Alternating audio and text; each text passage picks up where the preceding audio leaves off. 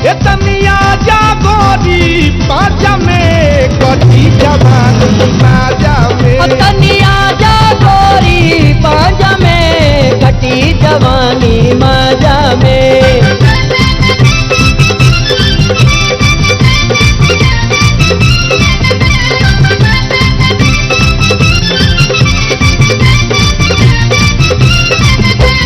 काहे करावे तू गोरी निहोरा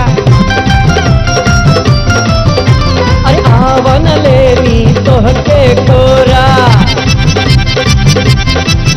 अरे काहे करावे तू गोरी निहोरा आवन लेनी तोहके कोरा ओ बड़ा दम्बा ओ बड़ा दम्बा ओ बड़ा दम्बा रघुवीर राजा में कटी जवानी माजा में ओ बड़ा दम्बा मोहन राजा में कटी जवानी माजा में तनिया जागोरी पाजा में कटी जवानी माजा में तनिया जागोरी पाजा में कटी जवानी माजा में।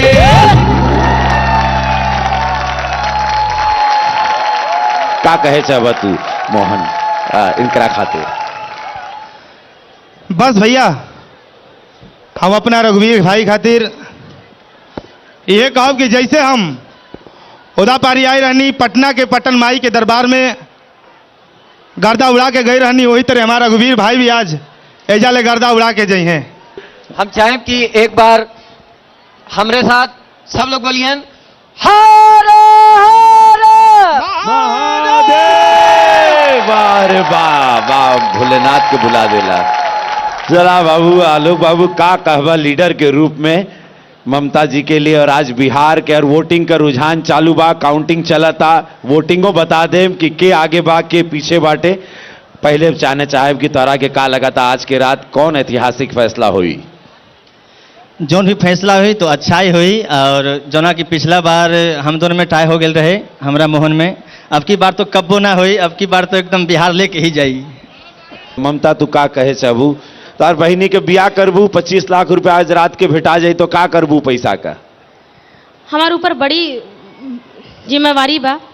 हम अपन बहन सबके पढ़ाई लिखाई, उनके शादी करब, और अपन दीदी के लइकन के भी पढ़ाई अच्छा से अच्छा स्कूल में अच्छा से अच्छा दाखिला करा के अच्छा डिग्री दिलवाइब, और अपन एक बड़ी बहन होने के नाते जे भी हम हो सके वो हम करब। रघुवीर बाबू 25 लाख रुपया लेके एगो नया भविष्य लेके आज तू का करबा बाबू? माई का तू सहारा बड़ा, बाबूजी तोहार नइखेन और बाबूजी का देहांत हो गए, नाना जियो का देहांत हो गए, तू ही एगो सहारा बड़ा घरे का। 25 लाख रुपया लेके भैया तू का करबा?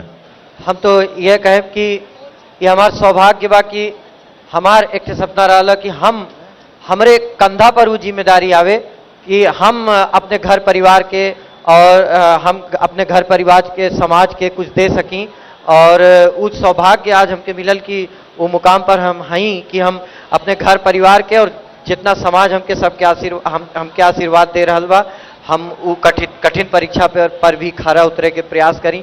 और एक थे हमारे एम बा कि हमसे जो भी कोई भी अगर मदद की अपेक्षा करी तो हम ओकर मदद करे चाहे, और बाकी अपने सब भविष्य में। वाह, एगो जोरदार ताली। बहुत बढ़िया बहुत बढ़िया।